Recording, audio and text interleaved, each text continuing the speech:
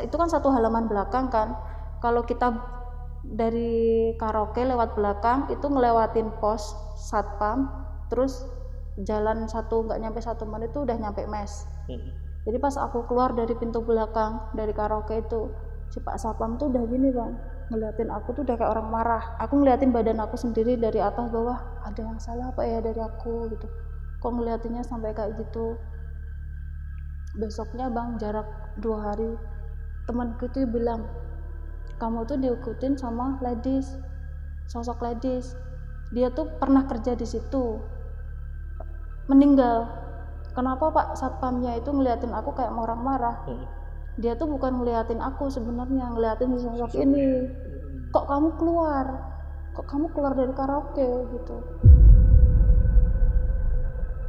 Masuk tuh bang, kan waktu pertama masuk room itu kan biasanya lampu masih terang, masih nyala semua. Pas lagi duduk, dan di sebelah aku persis nih bang, jarak 1 meter 2 meter lah, ada cewek bang muncul. Si temen aku yang duduk di ujung sini ngelempar kacang bang. Kacang tuh dilempar ke badanku. Udah jangan diliatin, itu penghuninya sini. Berjalannya waktu, kan aku nggak denger nih bang beberapa bulan kabar si Sasa nih. Setahu aku kan dia masih di situ. Udah berbulan-bulan gitu kayak kehilangan gitu. Ini anak kenapa? Nah pas siang-siang tuh bang, si teman cowoknya tuh nelpon bang. Kak, maafin aku ya kak gitu. Iya, maafin apa? Kan kaget tuh bang. Si Sasa udah meninggal. Dia meninggalnya di pangkuan aku.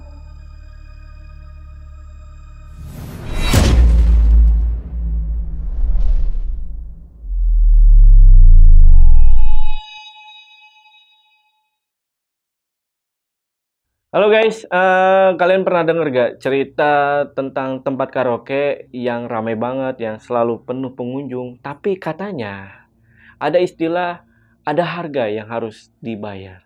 Nah, setelah gue cari tahu ternyata nggak sedikit nih orang yang bilang di balik tempat karaoke atau diskotik itu ternyata ada praktik pesugihan di dalamnya. Bahkan yang jadi tumbal pun itu adalah karyawannya sendiri. Mulai dari banyak yang tiba-tiba sakit aneh sampai meninggal misterius. Dan hari ini kita bakal bahas seputar itu. Jadi langsung aja kita bahas di Saksi Misteri by Lentera Malam.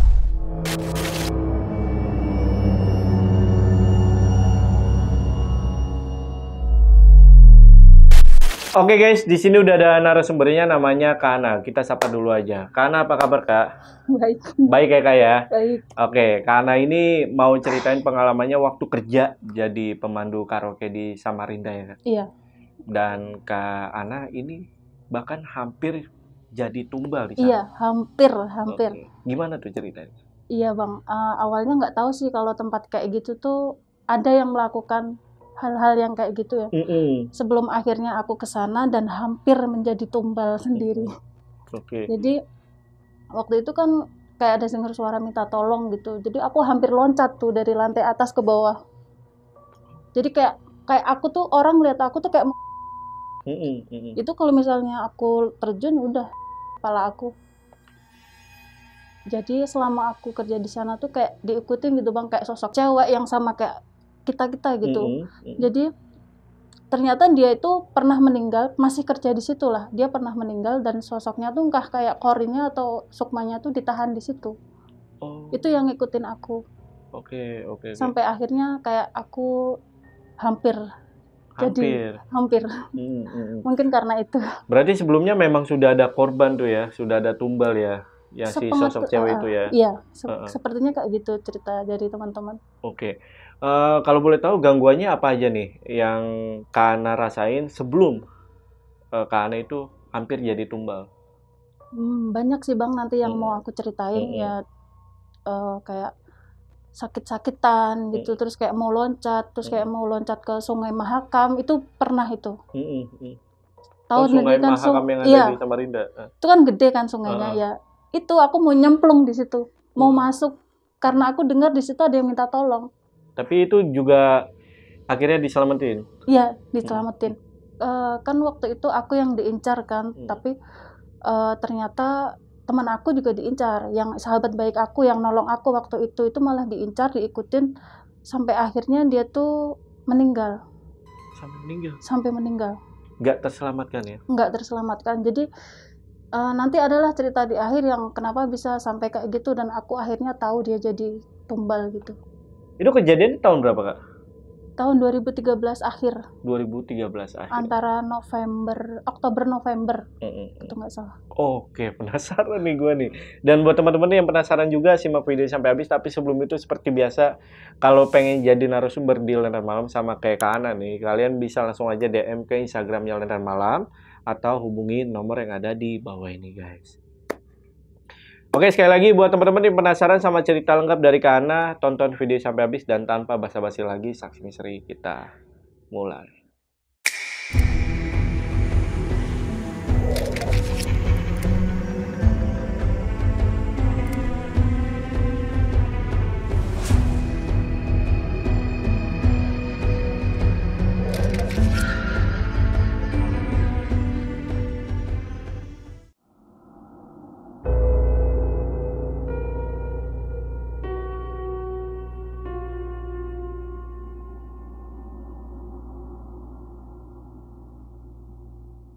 Itu kejadian tuh tahun 2013.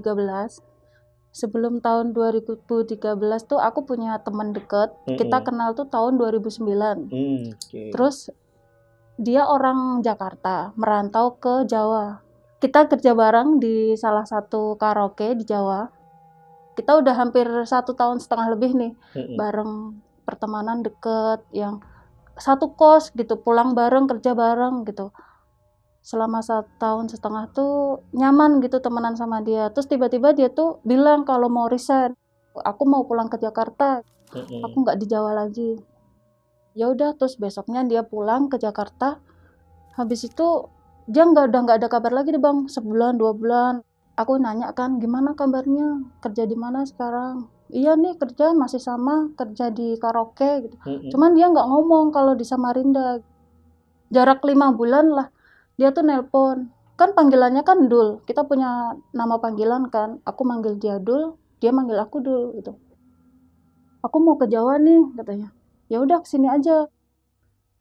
Pas dia udah di Jawa, udah di tempatku, aku baru tahu bang kalau dia tuh baru selesai kontrak kerja karaoke di Samarinda.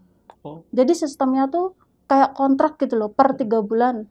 Nah misalnya kalau udah 3 bulan, kalau kamu mau pulang boleh pulang dulu, tapi kalau mau langsung perpanjang kontrak nggak apa-apa, langsung aja. Nah biasanya tuh kalau anak-anak selesai kontrak pulang ke rumah, ketemu orang tua, yang punya anak ketemu anak, tapi dia tuh malah nemuin aku.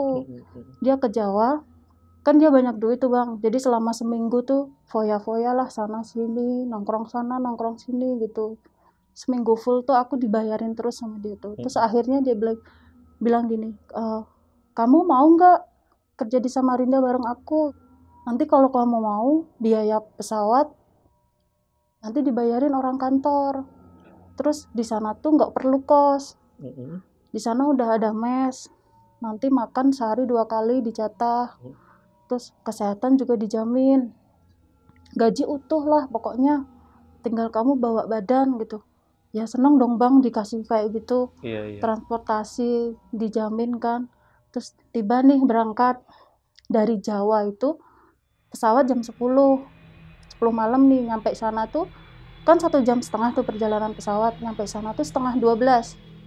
Karena ada perbedaan waktu, di sana tuh udah 1:30 malam. Ternyata bener tuh bang, udah dijemput sama supir, udah difasilitasin gitu loh. Nah kalau mau ke Samarinda itu kan naik pesawat turun di Balikpapan. Dari Balikpapan ke Samarinda itu perjalanan tuh 2 sampai 2,5 jam. Dan itu kita lewat yang namanya Jalan Bukit Soeharto. Bukit Soeharto tuh jalannya tuh gini bang, kelok-kelok gini, nggak ada lampu jalan, kanan kiri tuh hutan. Jadi jalannya tuh kayak ngebelah hutan gitu loh bang, yang pohonnya tinggi-tinggi gitu. Itu lancar bang di jalan. Nyampe mes itu jam 3 kurang 1/4 lah gitu, masih inget. Sisa saya ini langsung masuk ke kamar pertama. Kan kalau mau masuk mes, pintu utama itu langsung ada kamar tuh bang, berjajar 1, 2, 3, 4. Nah yang saya ini masuk ke kamar pertama deket pintu. karena dia dulu kan sebelumnya di situ. Terus di situ tuh ranjang mesnya tuh kayak tingkat gitu bang, yang dari besi, yang atas bawah dan itu ada 6 kasur kan, berarti ada 3 ranjang. Kamu di sini aja dulu, di sini. Si Sasa bilang gitu, kamu di sini aja, di sini masih kosong gitu. Ya udah sini aja, nanti kamu sekamar sama aku. Nggak lama bang, maminya tuh dateng.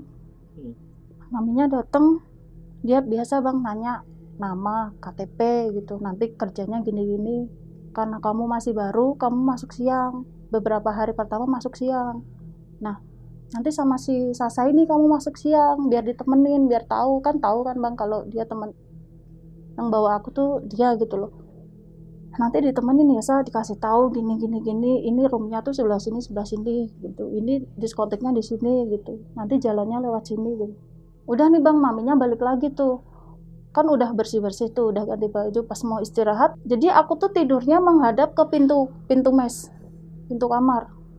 Si Sasa di sebelahku. Pas lagi rebahan gitu, tiba-tiba tuh nenek bang muncul nembus ke pintu. Nenek nembus pintu, nggak ada kakinya. Itu aku tahu kalau itu setan karena dia nembus pintu. Terus aku kan teriak, karena di Jawa kan aku nggak pernah bang lihat kayak gitu. Baru pertama kali itu aku ngeliat hantu yang sedekat itu. Terus aku kan bilang, dul takut sambil nutup bantal kan muka, takut nggak mau gitu. Si Sasa ini yang tidur di sebelahku langsung lompat bang ke ranjang aku. Terus dia bilang gini, kenapa?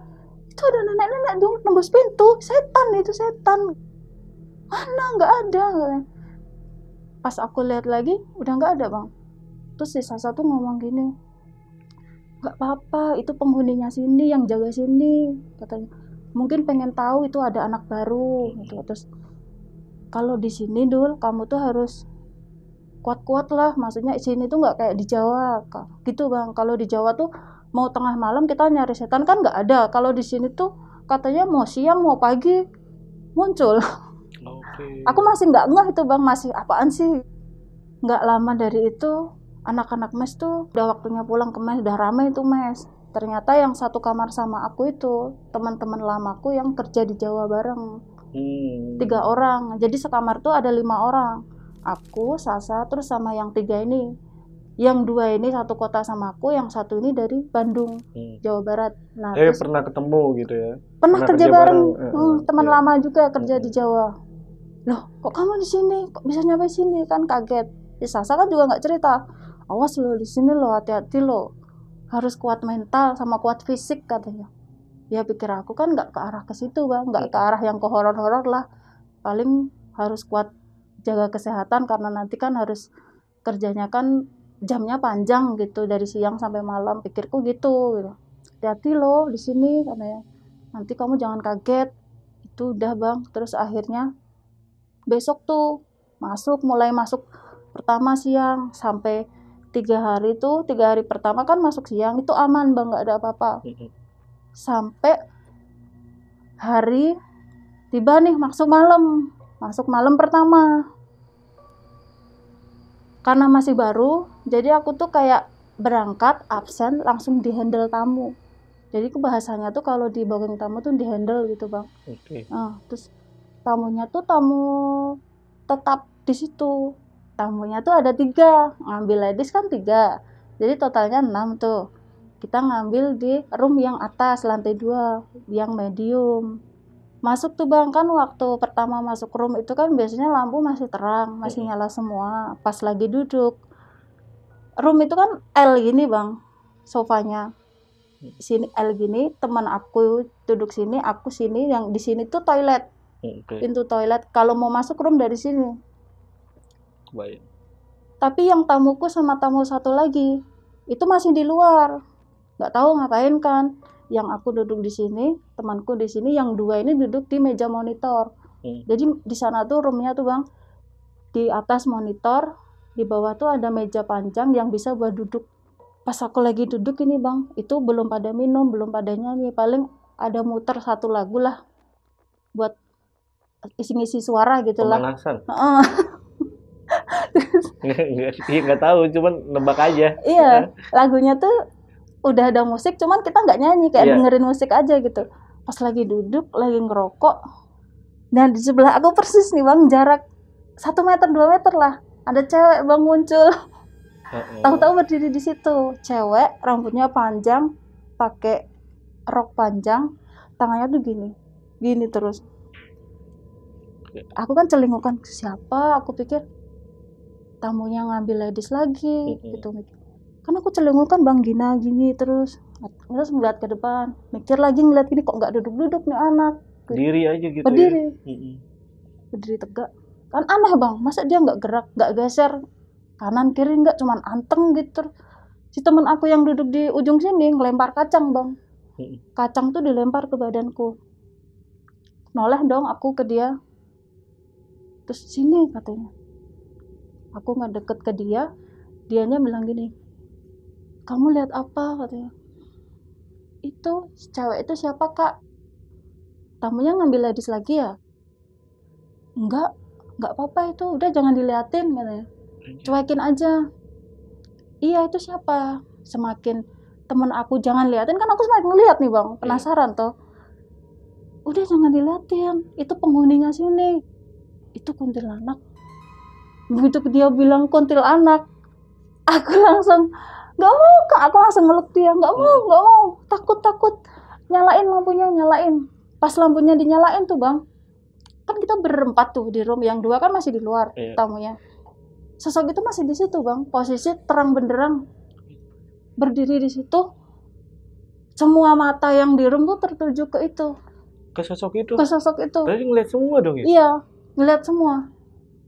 Terus dia tuh menghilangnya nggak yang langsung hilang celing gitu, nggak. Jadi mundur bang, pelan-pelan ke tembok, mundur masuk ke tembok. Terus semua mata tuh ngeliat bang, Nembus. masuk ke tembok, nembus ke tembok.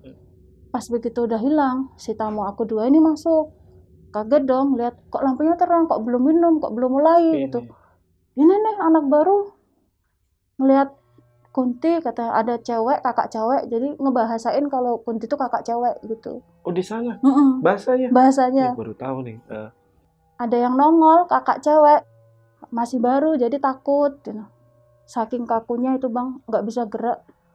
Bang, pokoknya pindah room, nggak mau di sini. Pindah yang di bawah aja dah. Digendong aku bang, turun ke bawah sama tamuku. Digendong dari atas, turun tangga. Tamunya mah seneng itu pas ngeliat. Ya dulu badan aku kan masih kecil bang. Digendong gitu juga nggak kerasa. Terus pas nyampe bawah, kan ada tuh tangga sebelahnya tuh tempat standby waitress di situ. Si waitressnya tuh salah satu ngomong gini, kenapa kok gendong-gendong? Ini ada yang nongol. Dia kan masih baru dari Jawa, jadi nggak ngerti. Apaan sih aku gitu. Nggak apa-apa kak, nanti biasa kok lama-lama. Nih kayak ini nih, ini dulu juga baru takut gitu. Sekarang kalau ketemu malah diajak ngobrol. Malah diajak ngobrol katanya. Aku masih nggak ngereken tuh bang.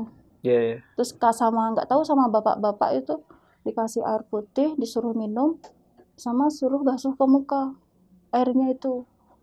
Terus pindah room yang di bawah tuh lancar bang, nggak ada yang nongol, nggak diganggu.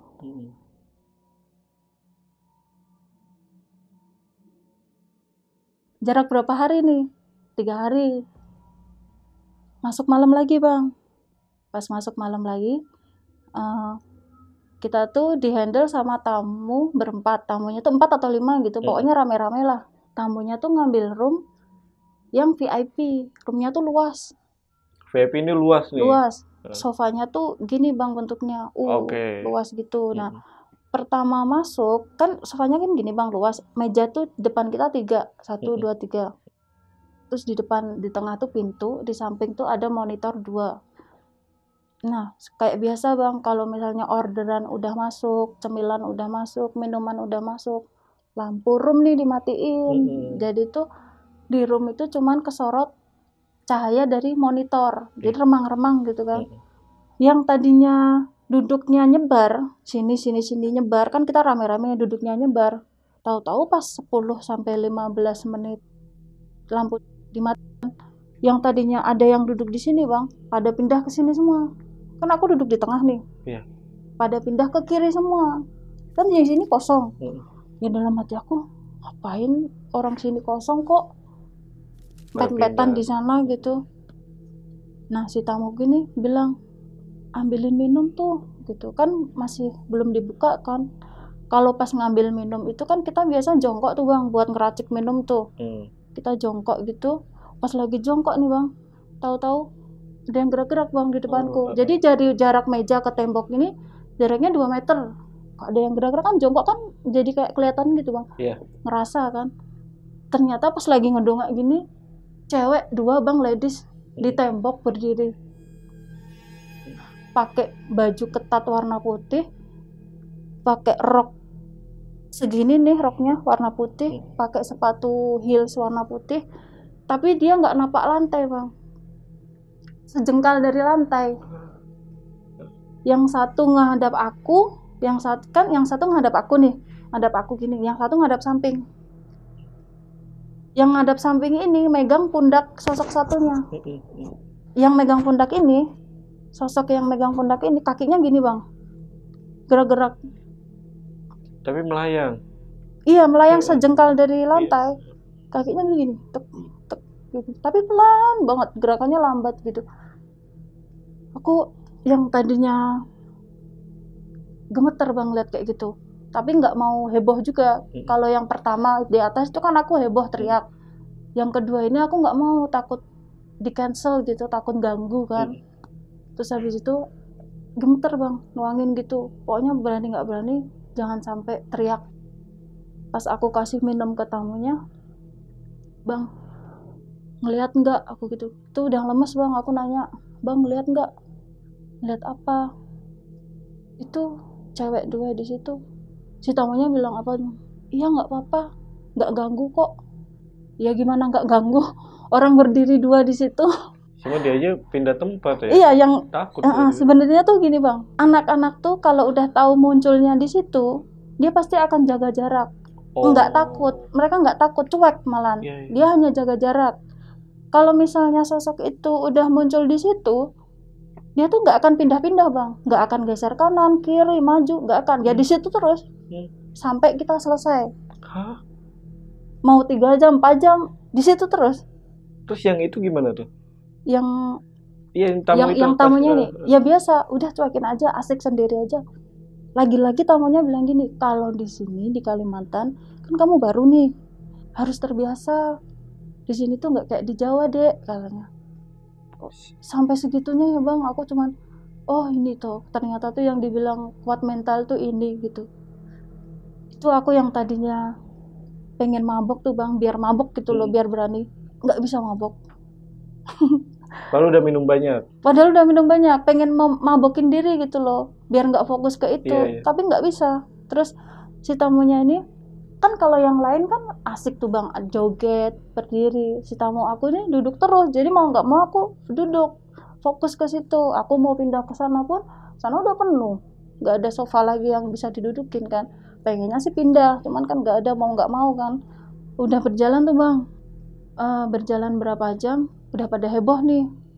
Pas lagi heboh itu kan biasa meja tuh kan yang di tengah disingkirin tuh bang, ke samping-samping, biar tengah tuh ada tempat buat joget lah. Kan udah pada mabok tuh. Nah, ngerti kan? Nah, disingkirin semua tuh meja. Singkirin. Tahu tuh temen aku otaknya tuh di mana. Meja yang di depan aku nih, yang minumku, yang rokokku, didorong bang sama dia tuh, dipepetin ke sosok itu tuh. Didorong gini. Terus dia tuh habis ngedorong ini meja, dia tuh ngeliat aku kayak senyum-senyum puas gitu loh. Puas loh gitu, biarin, kayak sengaja bang dipepetin ke sosok itu. Ya kan aku jadi bingung, mau nggak mau ngambil minumnya harus di situ, orang mejanya didorong di situ. Sosoknya masih ada nggak? Ada, masih ada. Dia nembus gitu. Nembus, jadi lututnya kan, mejanya itu kan didorong kan, bagian yang lutut ke bawah ini nembus bang ke ini ke meja sebagian tuh kan, dia kayak hologram gitu loh, tembus pandang gitu. Si sosoknya ini bang, mukanya tuh ada bang kayak kita gini, yang satu tuh tetap gini terus kakinya, Pas udah selesai masih 1-2 lagu, lampu dinyalain tuh. Biasanya kalau mau selesai masih sisa 1-2 lagu kan lampu dinyalain. Pas dinyalain bang, semua mata tuh ngelihat ke situ. Lagi-lagi tuh ngelihat, itu orang 8 apa 10 gitu ngelihat semua. Itu menghilangnya mundur lagi ke tembok, masuk ke tembok gitu. Tapi gokil juga ya, ada hantu pun pada karaoke tetep ya. Cuek bang, kayak kalau aku kan masih baru, jadi kayak masih aneh, bingung antara takut ya penasaran terus pengalaman baru gitu, makanya kok gini ya kerja kayak gini di sini tuh di Kalimantan tuh. Tapi kalau yang lain tuh kan kerjanya udah lama, udah yang setahun 2 tahun, udah berkali-kali kontrak, jadi kayak masa bodoh, soalnya di situ kan nyari duit cepet bang, gede. Emang gede? Iya gede, jadi masa bodoh lah gitu, mau setan mau apa kek, yang penting jangan ganggu. Kalau mau muncul yang penting jangan di depan pintu toilet, sampai gitu. Jadi kita tuh ada kebiasaan kalau misalnya dari lampu dimatikan itu bang, aku tuh nunggu dulu, dia ini di mana ya munculnya nih nanti di mana ya. Bahkan ditungguin dulu ya. Kalau aku nungguin dulu, tapi kalau yang lain kan kayaknya udah masa bodoh gitu kan, jadi aku nungguin dulu nih. Kalau misalnya nanti muncul di situ, aku kesini, dia di situ, aku kesini, kayak jaga jarak, udah nggak takut lagi. Gila banget. Iya. Ini mah judulnya karaoke bersama hantu kali ya, judul YouTube ya. Oke. Terus habis itu kan ini bang, aku masuk. Jadi itu setiap seminggu sekali itu kan dapat jadwal masuk siang. Dari jam 12 sampai jam 8 malam. 12 siang? 12 siang. Sampai jam 8 malam? 8 malam. Yang siang? Iya. Jam 12 ada yang karaoke? Ada. Oh iya. Itu ramai bang di sana. Oke, iya. Siang-siang bolong tuh ya? Iya. Nggak cuma mastiin aja. Terus handle tamu bang sore, sekitar jam 3. Selesai tuh jam 7, jam 8 gitulah, pokoknya sekitar jam segitu. Nah, udah selesai handle, itu di room nggak ada apa-apa itu bang waktu masuk siang. Terus pas udah selesai, aku kan pulang nih ke mes, mau istirahat, mau tidur. Nah, bareng sama yang teman satu shift sama aku yang masuk siang. Tapi kita beda kamar bang, aku kan di depan, dia kamarnya di belakang. Jadi di dapur itu ada kamar 2 lagi. Sama di lantai 2 itu kan banyak kamar. Jadi yang masuk siang itu anak belakang semua bang sama anak atas. Jadi kan aku di depan sendiri tuh. Aku tuh mikirnya gini, daripada aku tidur sendiri, mending ke belakang nyari temen gitu biar nggak sendiri gitu bang di kamar. Aku ngeliat temanku lagi rebahan, aku tidur sini ya. Ya udah tidur situ aja.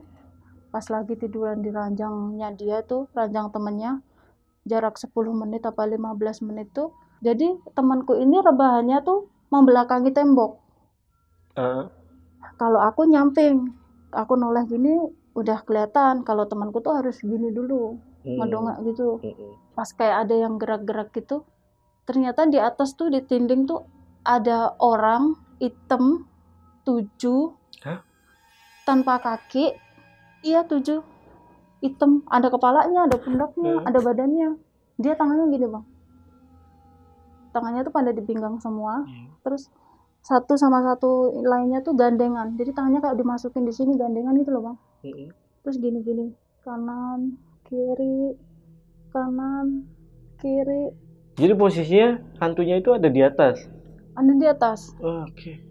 Jadi aku noleh ke atas sedikit gini tuh udah kelihatan bang 7. Itu aku sempat hitung 1 sampai 7 itu, ternyata sosoknya 7 kan, goyang-goyang gini.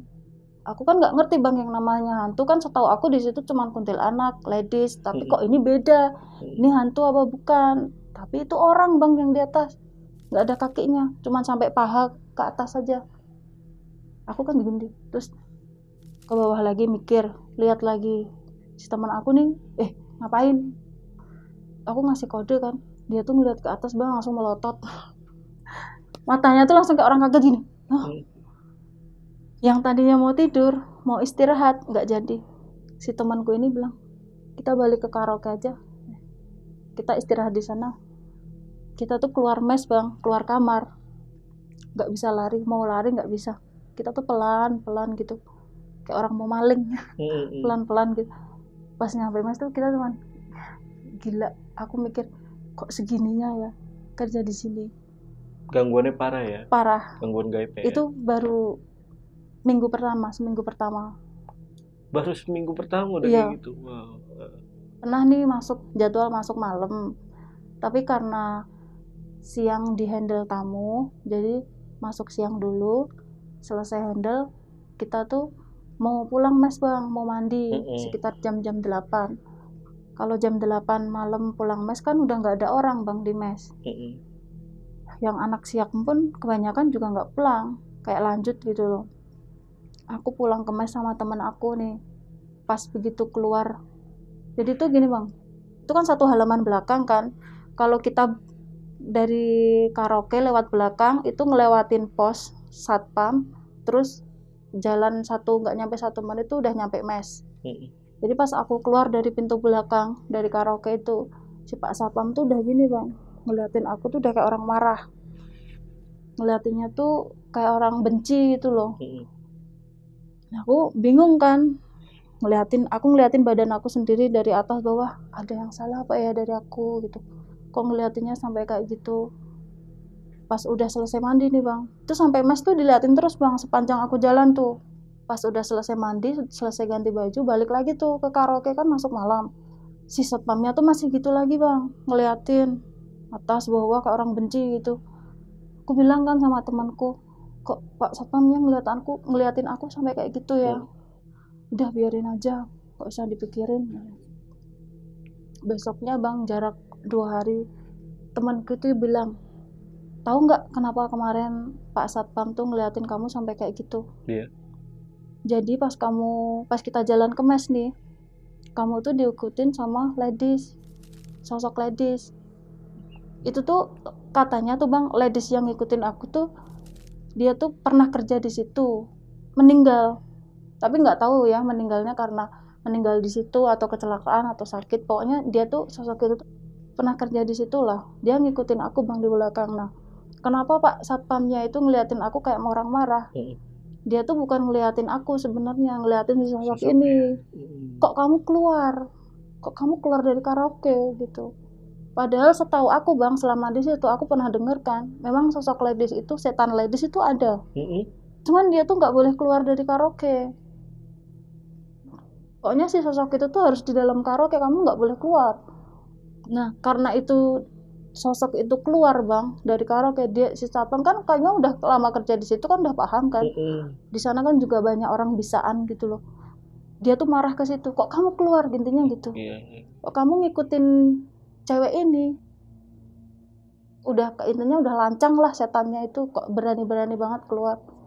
Itu aku baru tahu bang, ternyata diikutin sama setan ladies. Iya.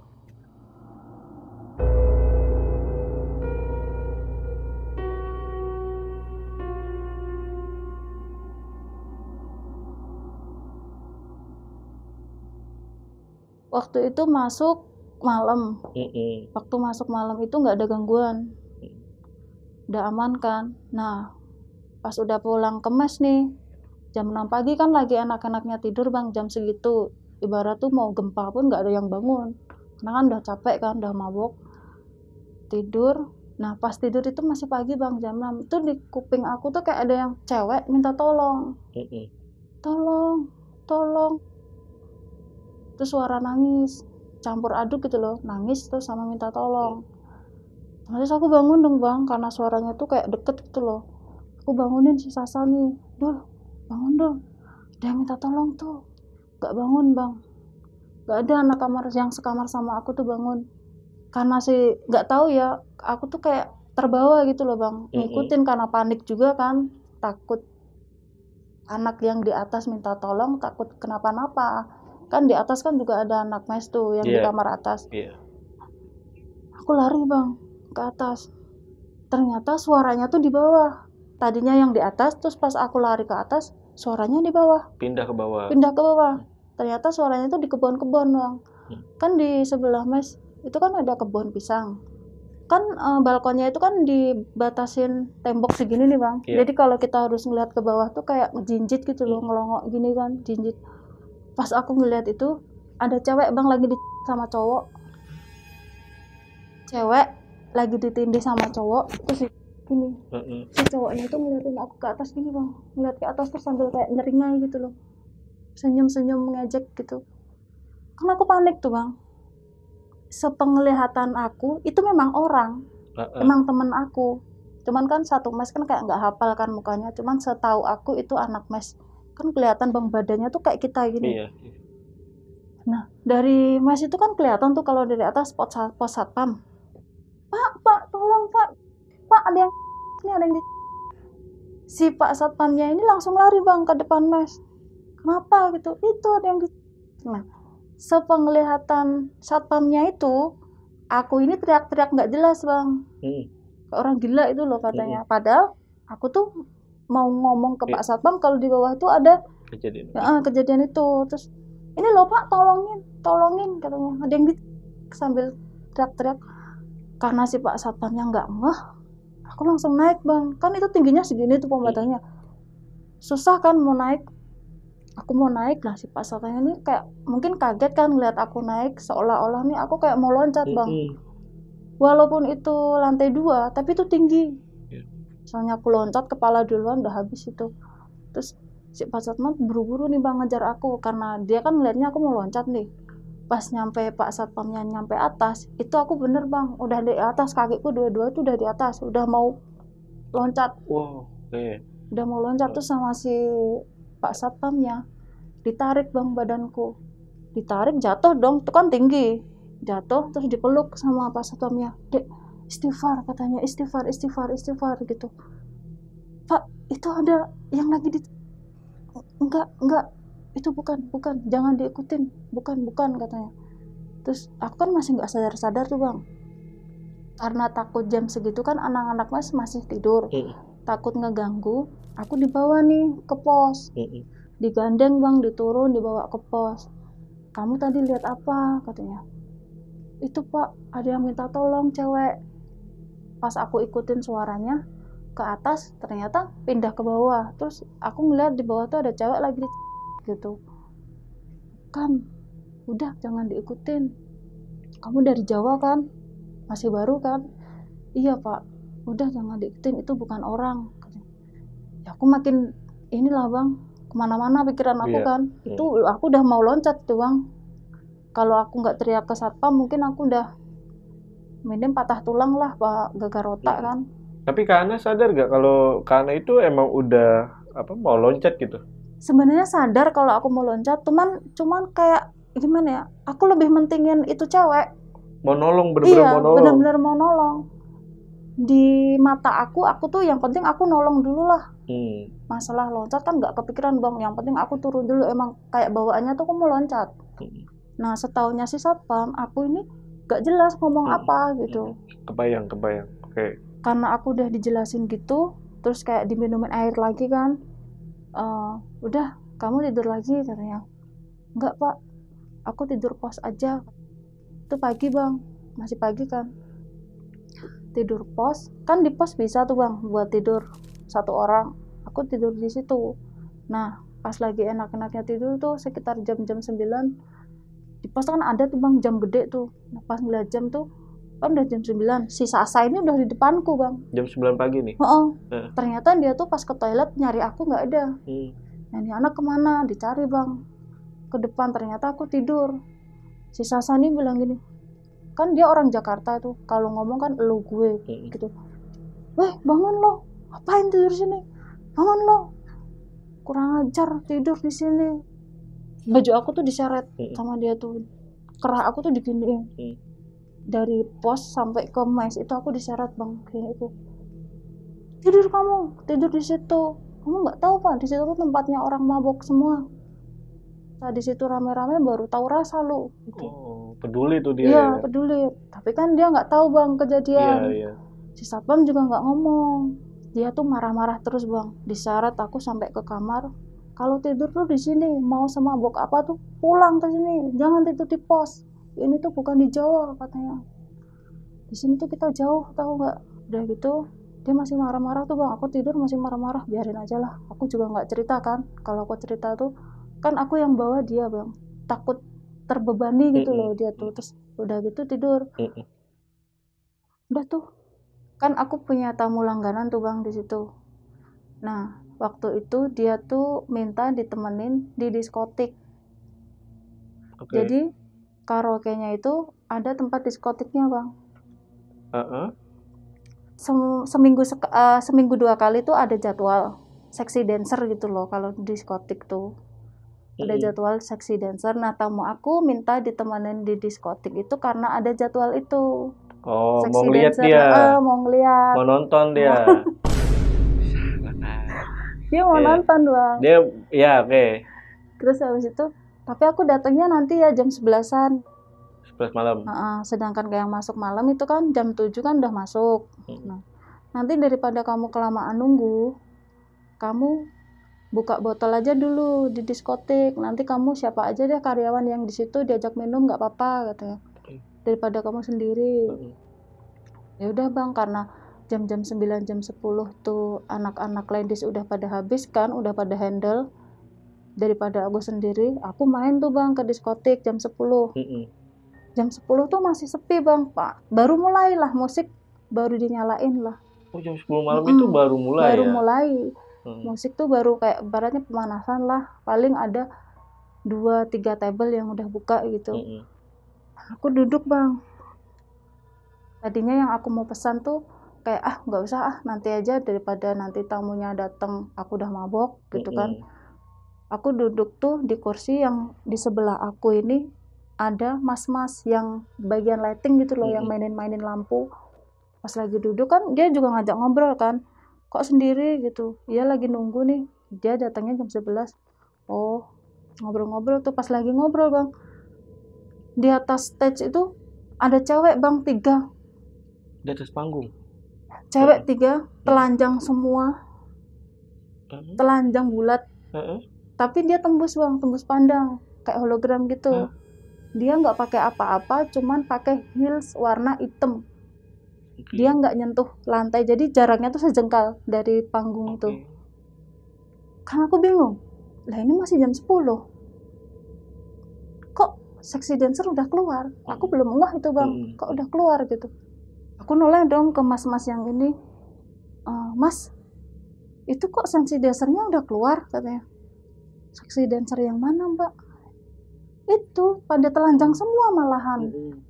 Dia tuh langsung ngeh bang, itu kan masih sepi, lampu diskotik itu diarahin semua ke sosok itu, ke panggung itu. Terus sambil digini-giniin, diputer-puter gitu, dimainin. Terus dia bilang, masih ada nggak dek? Masih. Itu apa mas? Jadi sosoknya beda lagi nih bang. Kan yang aku lihat awal-awal kan kayak kayak kuntilanak. Terus, tapi telanjang. Yang ini kok telanjang, mirip orang, tapi wajahnya tuh pasif gitu, wajahnya tuh kayak pucat, kulitnya tuh kayak coklat kayak kita, cuman dia ketembus. Terus 3 telanjang semua bang, kelihatan semua. Kok masih ada katanya, nggak hilang-hilang. Udah gini aja deh, kamu pulang dulu ke mami, ke sana aja, nanti kalau tamumu udah datang baru kamu kesini gitu. Udah bang, aku balik lagi tuh masih mikir, tadi apa ya, kok telanjang gitu. Dan cewek itu joget-joget juga bang, kayak kakinya tuh gini-gini semua. Tangannya gini tuh, kayak gerakannya tuh kaku banget, kayak mau gerak tapi kayak susah gitu loh. Itu kelihatan semua bang, dari atas sampai bawah. Dia nggak pakai apa-apa. Pas udah gitu, aku bilang tuh ke maminya, Mih, kok di sini ini ya kayak gini ya, kerja di sini kayak ngeluh gitu. Aku udah nggak apa-apa, nanti juga biasa kok, kan kamu masih berapa minggu, baru belum sebulan gitu. Terus habis itu pas udah gitu bang, tamu aku nih setengah 12-an datang tuh dia. Datang. Terus habis itu si tamu aku ini bilang, udah ngambil minum belum bang. Aku nggak cerita tuh bang kalau abis tadi ngeliat kayak gitu. Yaudah yuk ke diskotik gitu. Aku deg-degan bang, takut ada dia lagi kan. Ternyata udah rame bang di situ, udah banyak orang. Terus udah ada band home-nya yang nyanyi kan, udah nggak ada itu bang. Nah Pas lagi minum, kan itu udah pusing aku bang, itu udah jam 12:30 malam apa jam 1 gitu. Aku tuh pamit, bang aku mau ke mami sebentar ya, kan soalnya pusing bang, pusing banget kan. Terus aku bilang ke mami, ke ruangan mami gitu, aku bilang, Mi, aku pusing gitu. Terus pas lagi ngobrol sama mami gitu, cewek yang tadi di atas stage itu pindah bang di depan aku, satu satu satu. Ini apa Mi, kok telanjang semua gitu, ini cewek telanjang semua di depanku ngelilingin gitu loh bang. Jadi sini ada sini ada, udah keadaan udah kacau kan, pikiranku udah kacau. Terus si maminya nih pergi bang, panik kan, maminya panik nggak tahu kemana. Tiba-tiba aku udah nggak ingat, Ngeblank. nggak sadar, Iya. nggak tahu pingsan atau gimana. Tuh besok paginya bangun bang, aku tuh tidur di mes, tapi nggak di kamar, di ruang tengah mes. Kan kalau kita mau makan kan di ruang tengah tuh ngumpul. Aku tidur di situ bang, tidur di situ. Pas bangun-bangun tuh udah banyak orang, anak mes yang harusnya jam 9 masih tidur, mereka tuh nungguin aku sebagian. Ada mami, ada satpam, si Sasani di sebelahku bang. Dia tuh nangis meluk aku, Dul, kamu kenapa gitu, jangan kayak gini Dul, kasihan aku lihat kamu. Nggak ngerti bang aku habis ngapain kan. Habis itu pas nggak lama dari dia bilang itu, tiba-tiba nih kuntilanak bang datang semua. Kuntilanak bang membaur sama kita yang di situ tuh. Jadi aku tuh ngelihatnya itu kuntilanak tuh kayak empet-empetan gitu loh bang sama kita tuh. Lebih bang dari 10-20 katanya, berjejer itu bang, muter gitu. Makin takut dong. Terus habis itu, Dul aku nggak mau, aku mau pulang, nggak mau di sini lagi. Nah si maminya kan di situ, nggak dibolehin bang. Si Sasa kan bilang, Mi ini gimana, udah tenang, nanti dibawa ke dukun sana katanya. Siang itu bang dibawa ke dukun.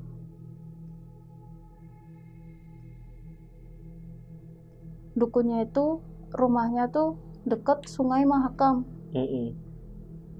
Yang ngantar itu satu mobil, supir, satpam, si Sasa, mami, aku.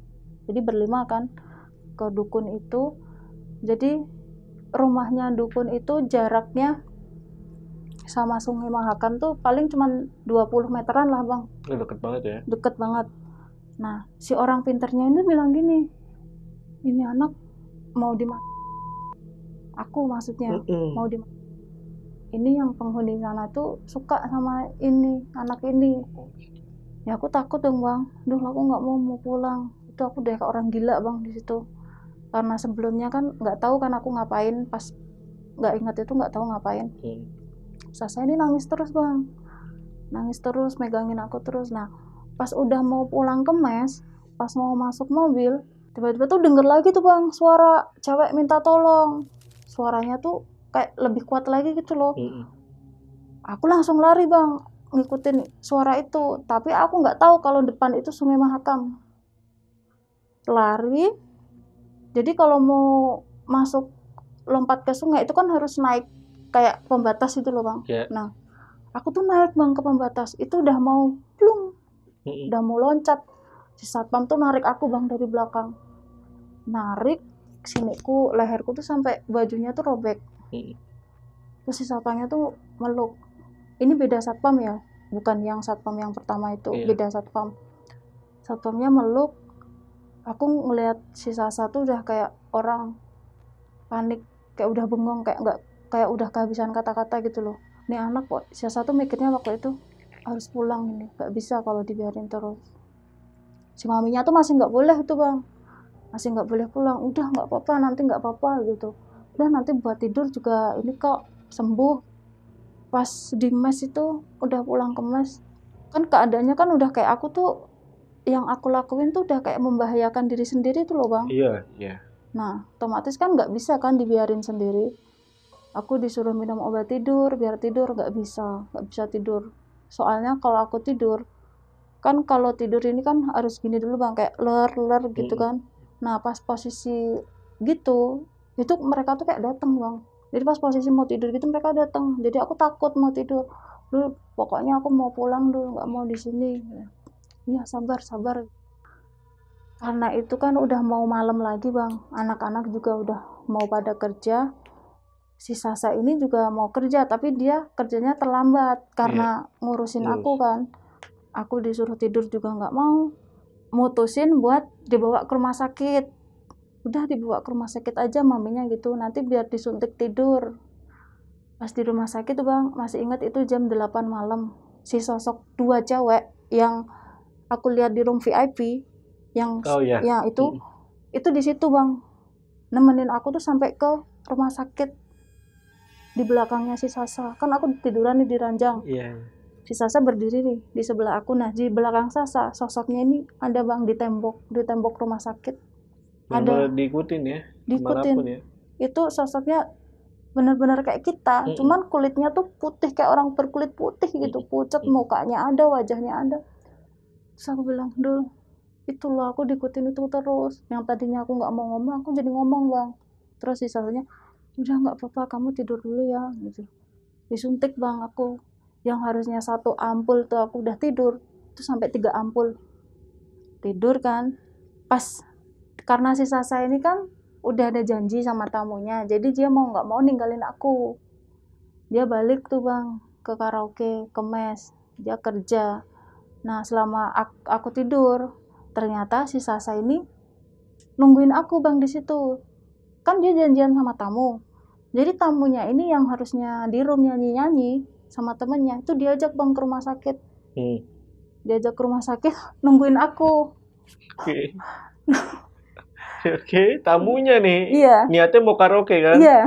Malah rumah sakit. Iya. Naik mobil berdua nih. Nah, kayak ke rumah sakit nungguin aku tuh dari jam 10.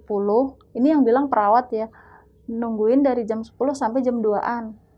Oke. Nah, kan agak lama juga itu, Bang.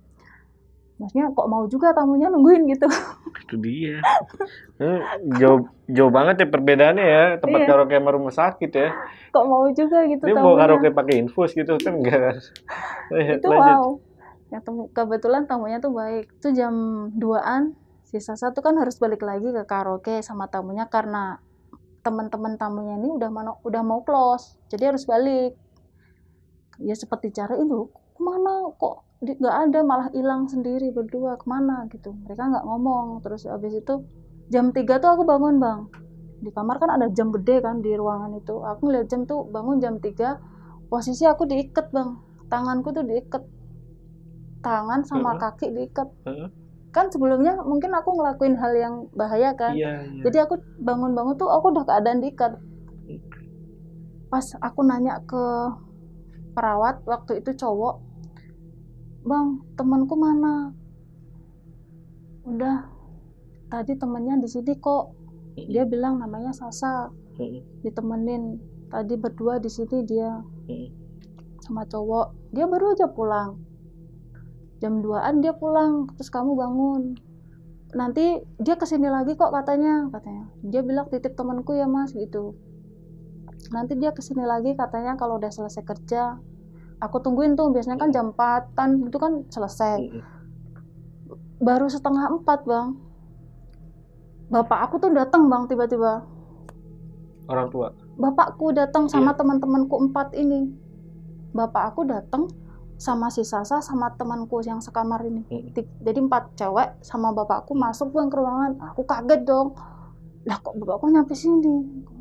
Soalnya sebelumnya tuh aku bilang ke si Sasa kalau aku tuh bapak aku juga di Kalimantan, cuman nggak di Samarinda gitu. Aku pas waktu datang ke Samarinda aku bilang gitu.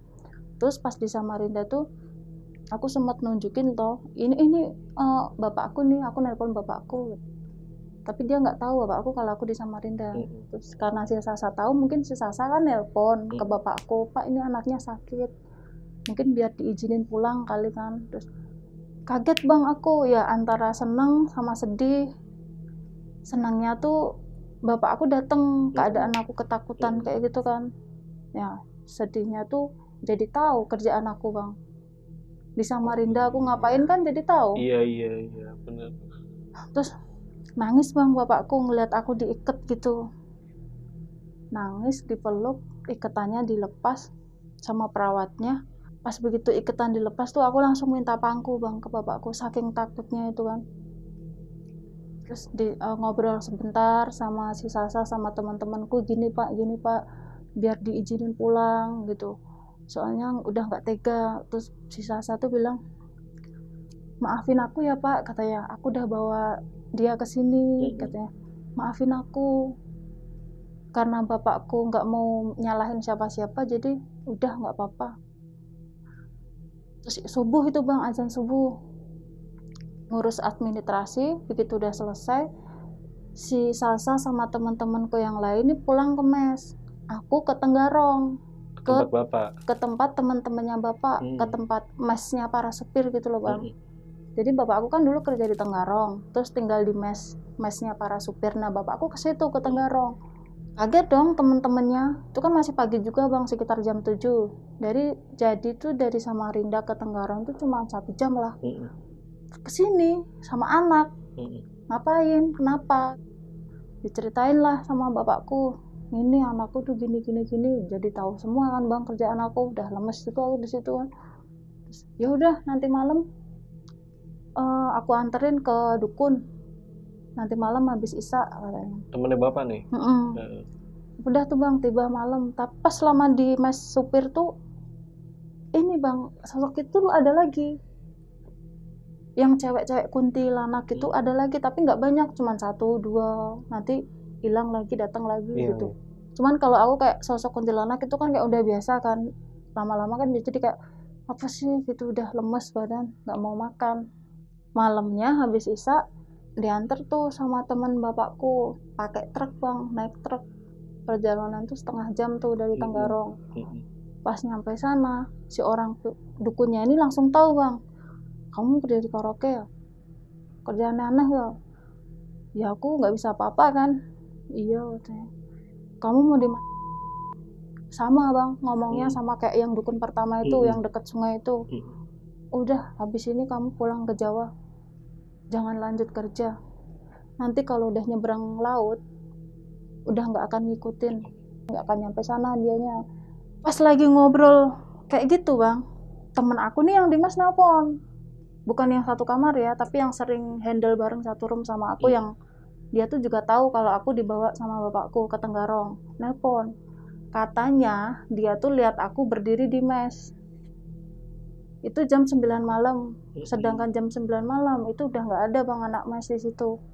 Dia berdiri, katanya aku tuh berdiri pakai rok dress panjang merah, diem aja gini depan mes, membelakangi pintu mes itu bang katanya. Kan temanku itu mau beli pulsa ceritanya. Kalau mau beli pulsa kan harus ke belakang kan, di deket pos itu. Dipanggil-panggil bang aku, katanya nggak nyaut. Terus malah masuk ke dalam mes akunya. Pas masuk ke dalam mes tuh temen aku nelpon, kalau misalnya kamu udah di mes, jangan di mes sendiri gitu loh niatnya tuh. Oh, ngingetin. Di sini aja, di karaoke aja biar banyak temennya, biar nggak ngelamun gitu. Kamu nggak usah kerja nggak apa-apa di mes. Orang aku di Tenggarong gitu, aku ini lagi di dukun, aku nggak di mes. Ya teman yang tadi aku lihat siapa?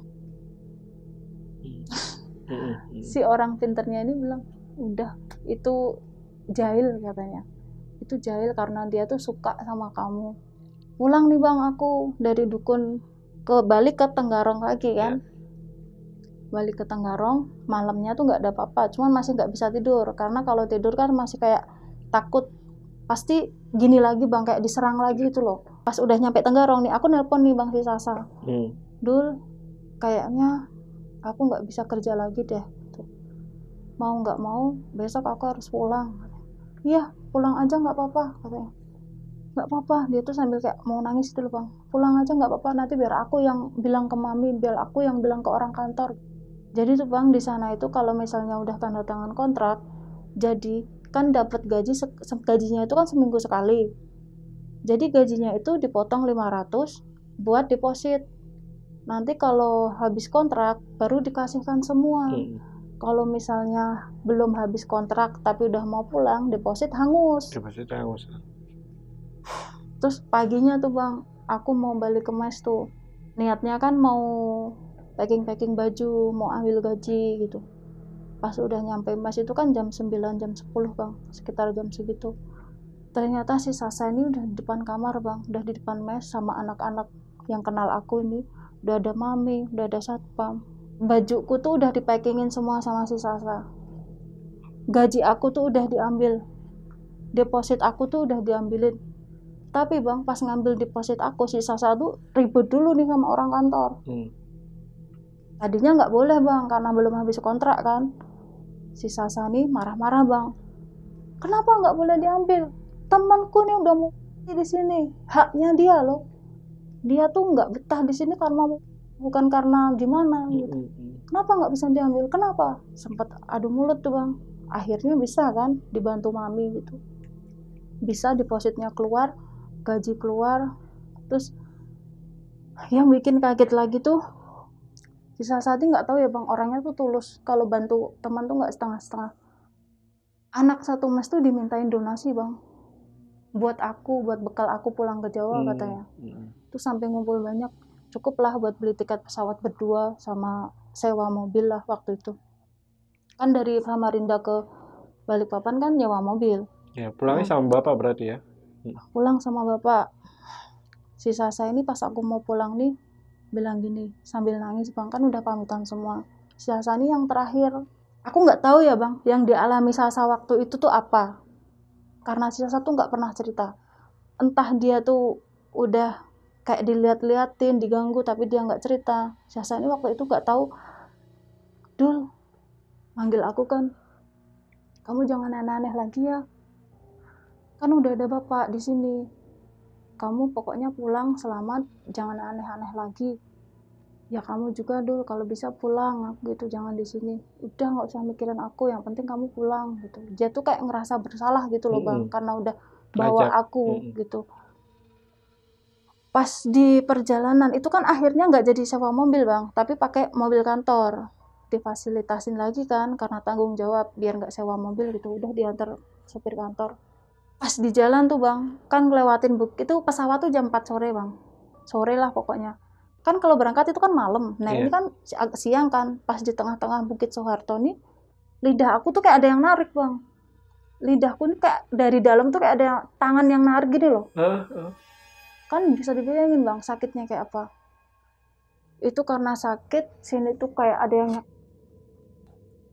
bisu bang, aku nggak bisa ngomong. Bisu, nggak bisa ngomong. Ke Jawa pun masih nggak bisa ngomong. Jadi tuh kan itu lidah kan kayak ada yang narik, kan sakit banget kan bang.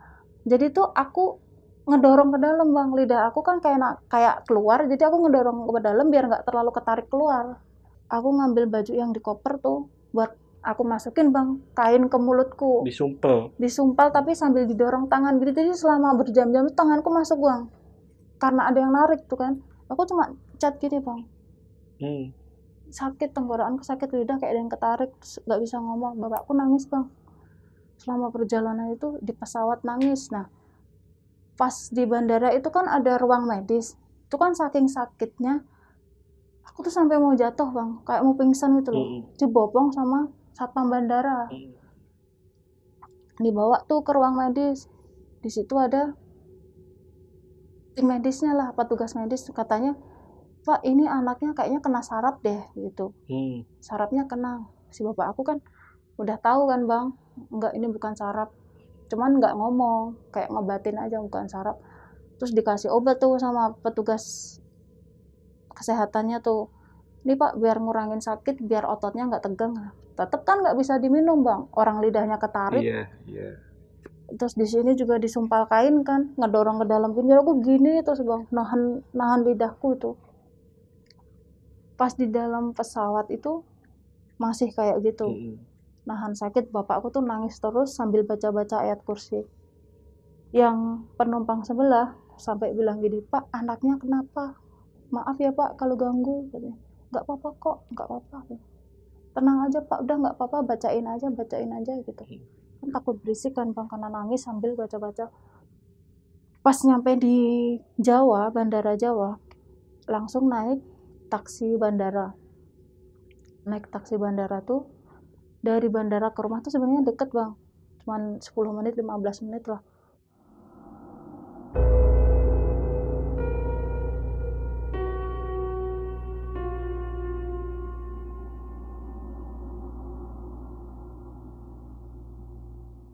Pas mau nyampe rumah, ibuku tuh lagi nongkrong bang di pinggir jalan. Terus si bapak aku tuh kepalanya tuh dikeluarin dari jendela mobil.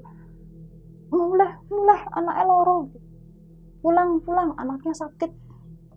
Ibu aku ini langsung lari bang ke rumah.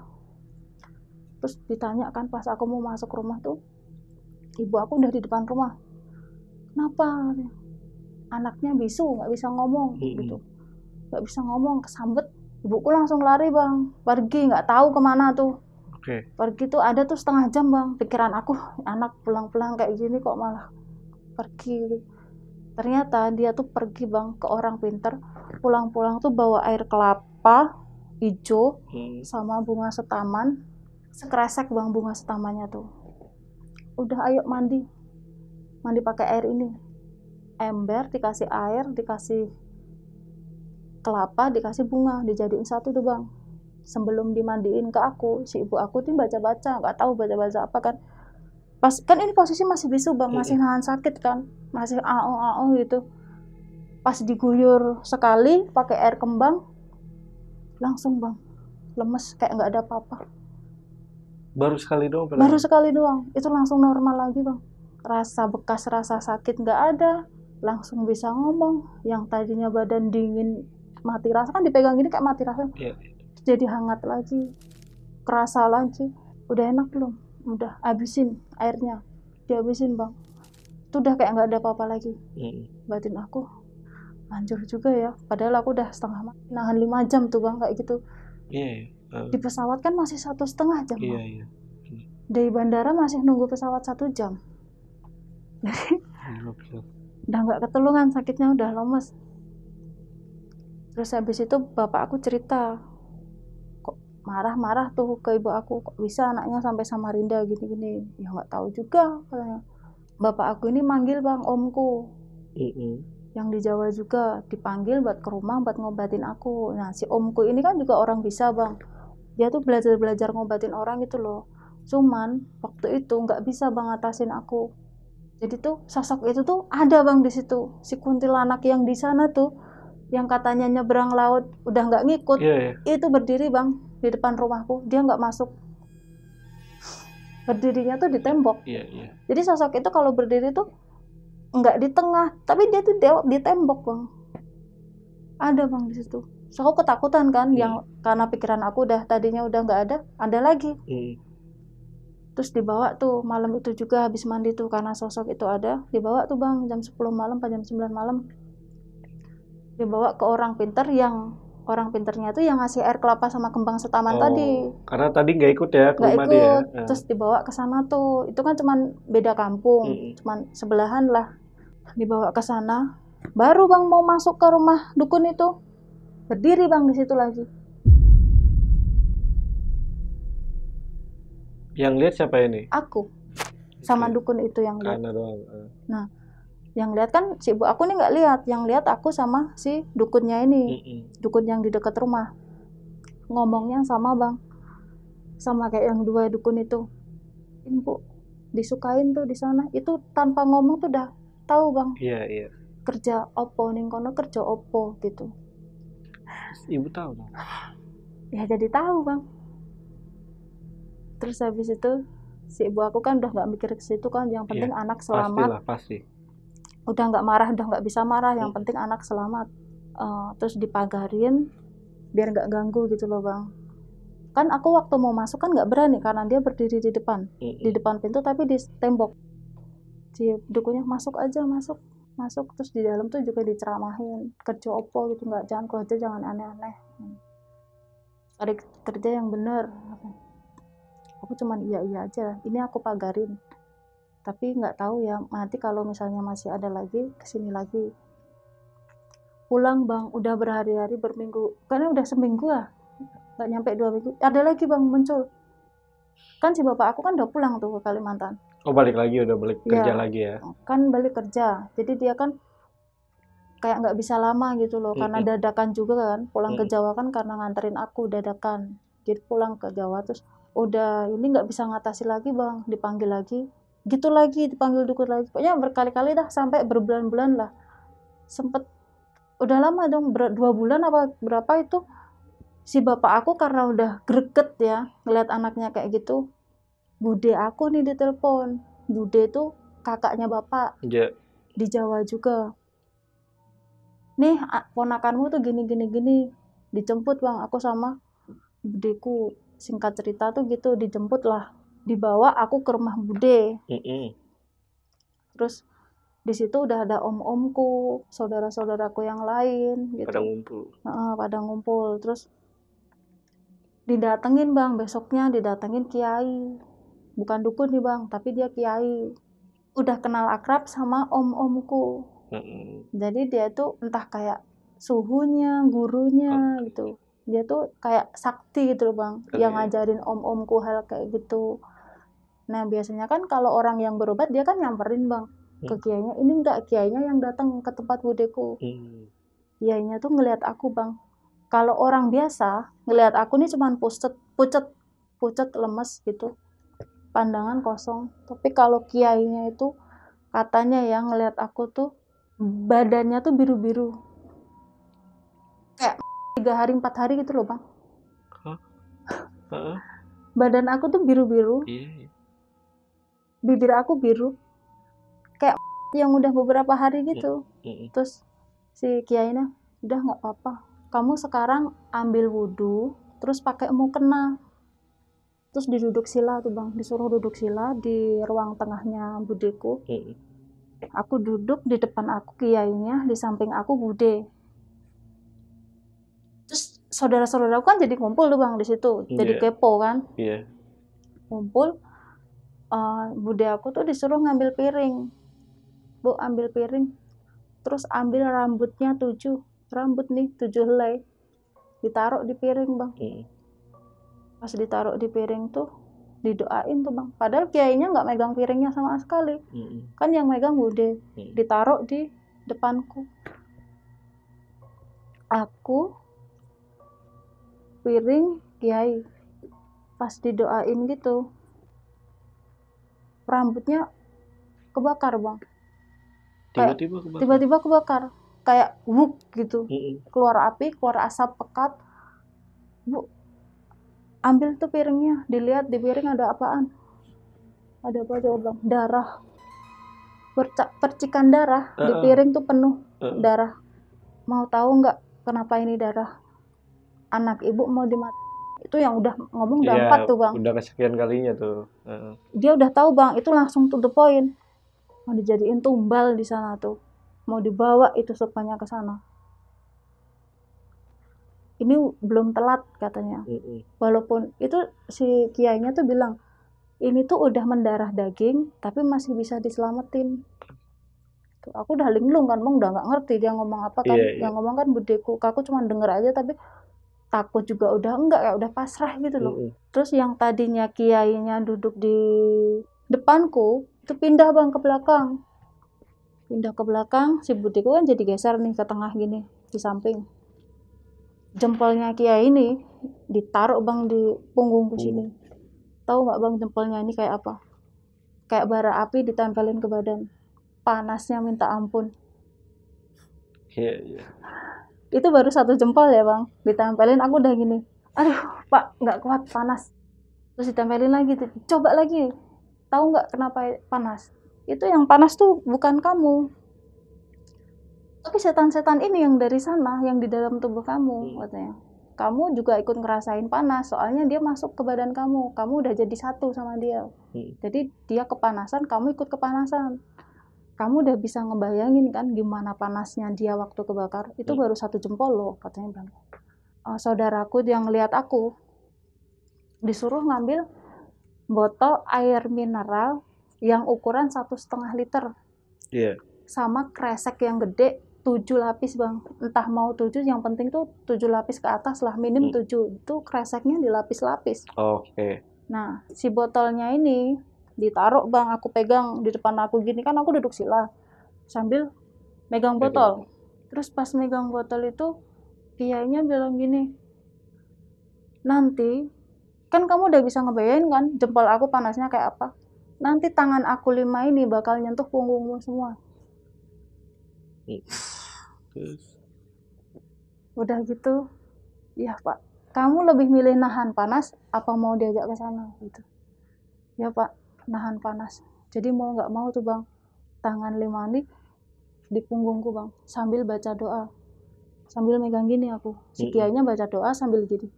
Bayangkan bang panasnya kayak bara api itu. Aku udah gini-gini tuh, walaupun dilihat-lihat tapi jangan sampai lepas, nikmatin aja panasnya katanya gitu. Nanti kalau pas aku doa terus kamu pengen ngeludah, ludahnya masukin ke botol.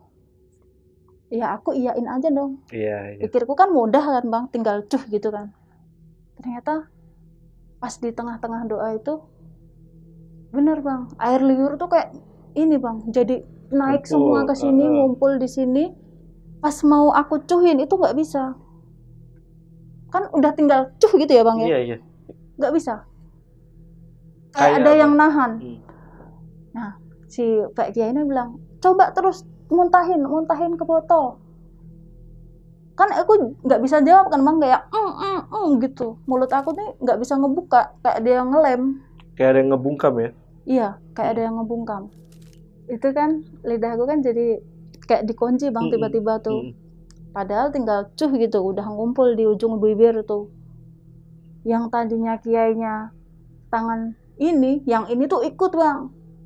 Panasnya gimana tambah kan? Panas. Tambah panas, kanan kiri jadi panas. Pas begitu dibantu tangan dua-duanya udah gini, dibantu doa lagi, bisa tuh bang muntah ke botol.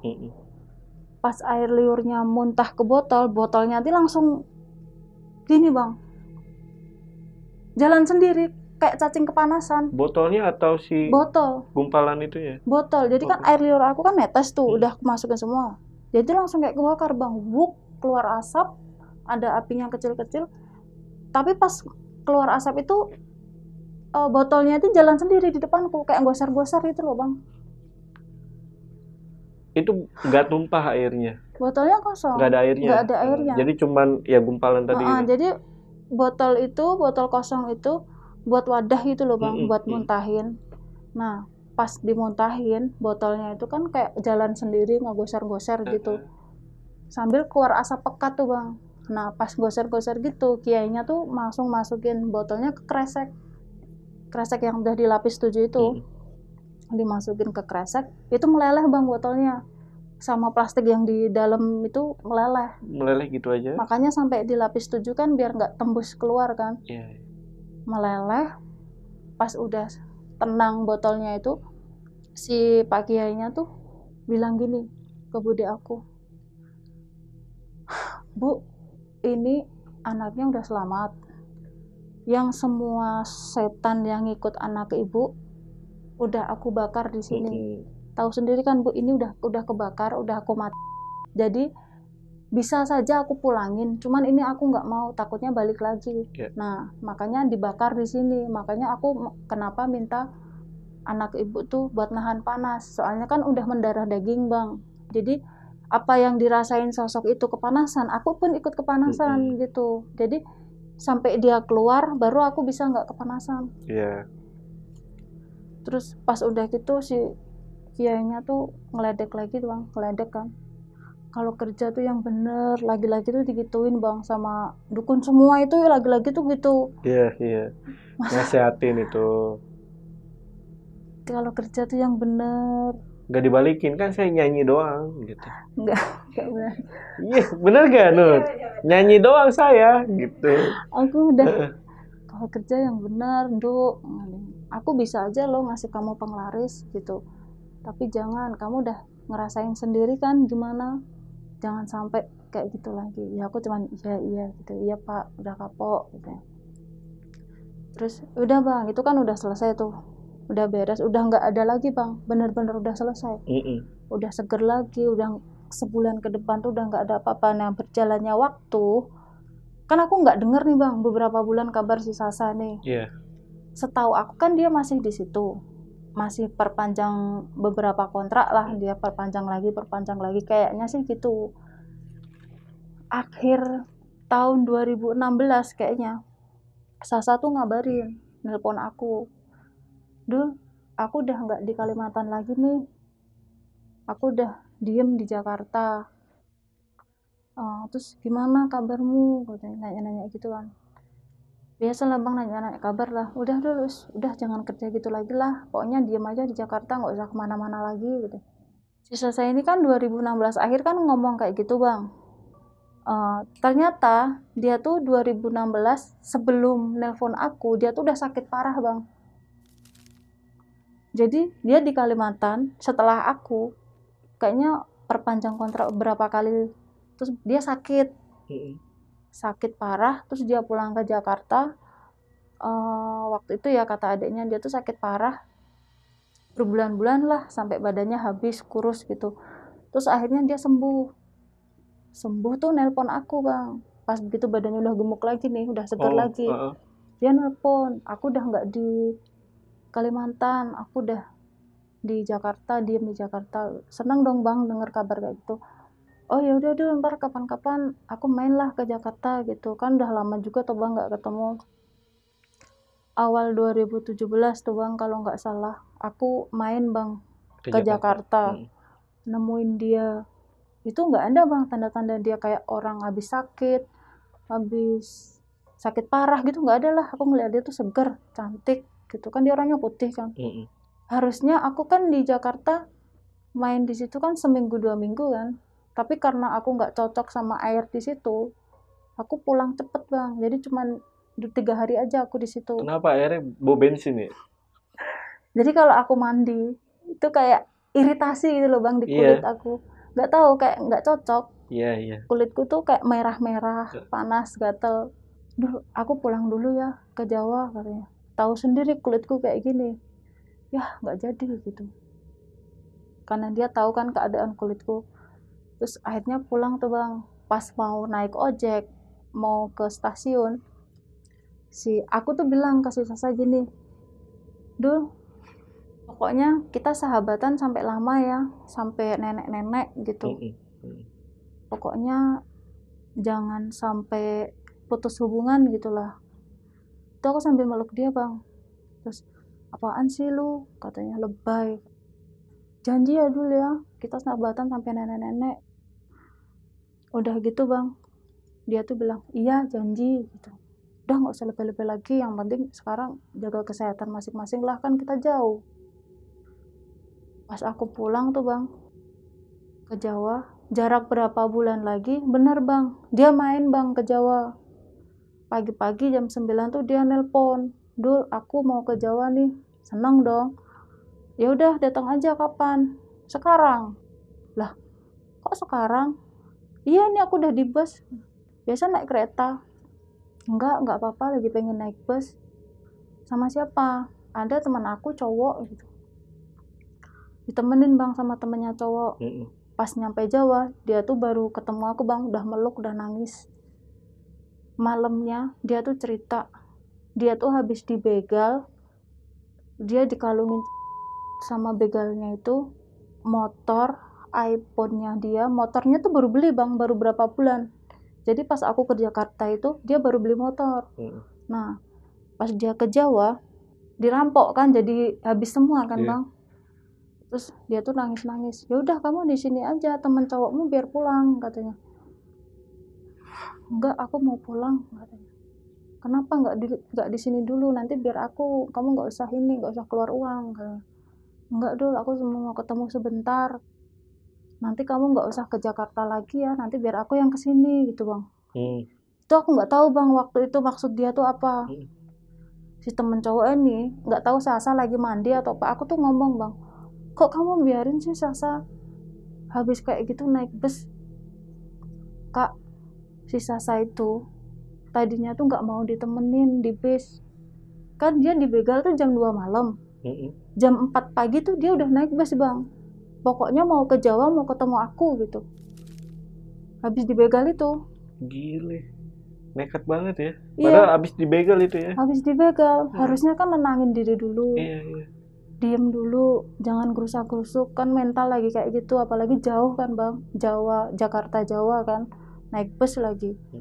Tadinya tuh kak, aku suruh berangkat lusa, apa besok gitu, biar apa, biar aku tuh bisa izin ke bosku, biar bisa lama nemenin dia di Jawa. Tapi karena dia ngotot, pengen saat itu juga, ya udah kak, mau nggak mau aku nemenin. Jadi aku nggak bawa baju apa-apa nih, dia si teman cowoknya nggak bawa apa-apa bang, bawa badan aja. Iya, iya. Saking gerusak-gerusuknya kan. Saya ini pamit bang, mau pulang ke Jakarta. Pas sebelum pulang tuh, pas sebelum naik ojek, naik mobil tuh bang, dia tuh bilang gini, yang tadinya dia nggak bisa melo orangnya, nggak bisa bermanis-manis itu loh bang, dia tuh bilang gini, Dul, maafin aku ya. Maafin apa gitu, perasaan nggak ada salah aja ya.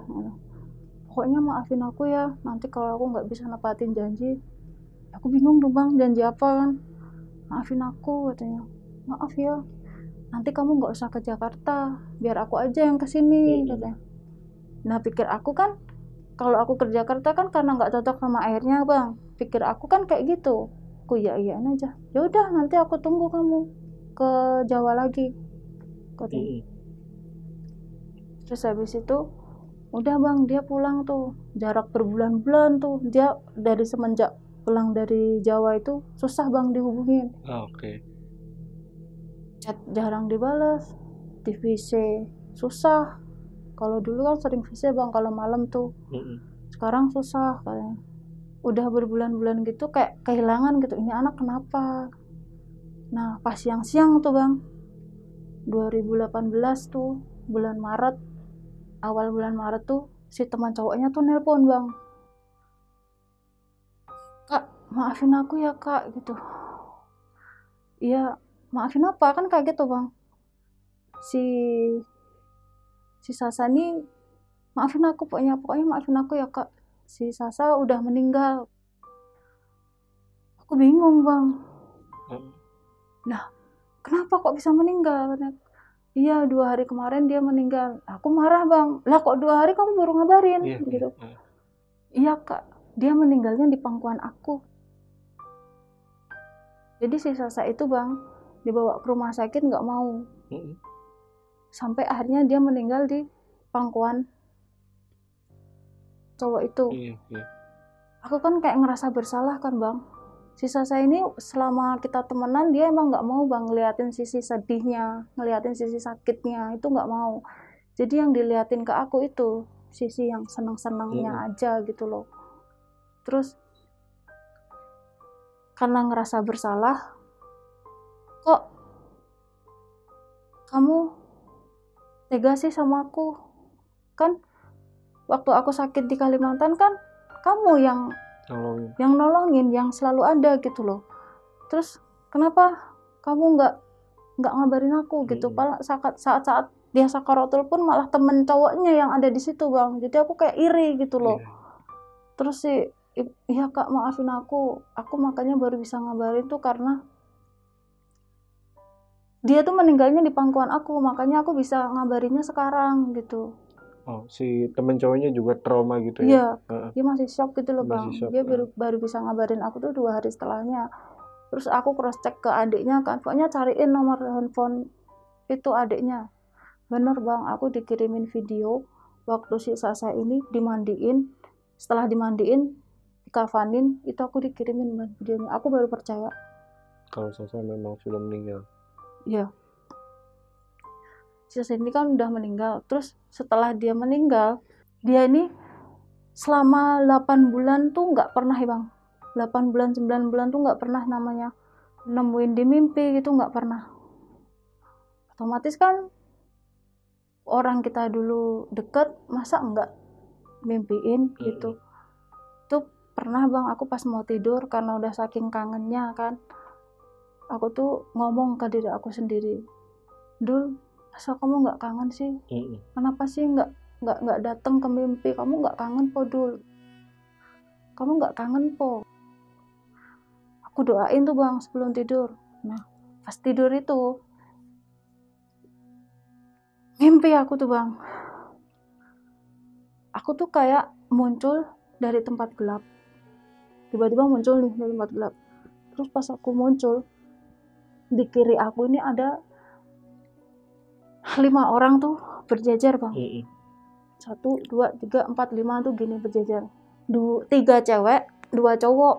Yang cowok ini di tengah bang, 2 ini cewek. Ini yang di ujung nih Sasa. Dia pakai seragam warna biru semua, pakai celana hitam semua. Tapi di sini nggak tahu bang, Sasa tuh ngapain kok pakai seragam. Pas aku ngeliat kedua cewek ini, tahu bang 2 cewek ini siapa? Sosok yang di room VIP. Wah, yang awal-awal itu ya. Ya, yang 2 ini Iya, yang di room VIP 2 ini yang dia sosoknya kayak ladies, yang pakai kaos ketat, rok pendek. Nah itu dia bang. Pas begitu aku ngeh itu dia, tuh cewek senyum bang ke aku. Wah ini aku udah nggak beres, udah di mana gitu kan. Si Sasa ini langsung ngedeketin aku bang, makein aku kaos sama kayak dia. Kaos biru aku dipakein, terus aku digandeng bang, disuruh duduk di samping dia berdiri. Ini kan ada kursi kosong 1, aku disuruh duduk situ. Terus di depan mereka ini bang, kan mereka berdiri bang. Di depan mereka ini ada bilik-bilik 5. Biliknya itu kayak kesekat 2 meter gitulah. Terus ada pintu koboi, pintunya tuh pintu koboi bang, bukan pintu kayak kamar gitu. Jadi kan tingginya cuma segini, terus yang pintunya tuh kebukanya dari tengah gitu kan, kayak pintu koboi gitu. Si Sasa tuh pas ngedudukin aku di situ tuh bilang gini, sambil megang ini ku bang, itu kayak orang manusia biasa gitu bang, kayak orang masih hidup. Duh, tunggu aku ya, liatin, duduk sini aja, liatin aku ngapain gitu, intinya tuh gitu. Itu bang, aku duduk bang, yang 5 orang ini termasuk si Sasa udah bang mulai sibuk mondar mandir keluar masuk bilik. Ada yang bawa dupa, ada yang bawa air. Jadi orang 5 itu masing-masing bang, ada yang bawa air, dupa, lonceng, terus peralatan lap kain gitu. Nah si Sasa ini bagian bawa bunga, rontokan kayak bunga mawar gitu loh bang, kayak bunga setaman gitu loh. Keluar masuk bang, keluar masuk, nggak ada selesainya bang, keluar masuk ngapain gitu kok keluar masuk nggak ada selesainya. Jadi yang aku lihat nih bang, kan ada yang bawa dupa, begitu masuk bilik mereka keluar tuh udah bawa dupa yang udah kebakar.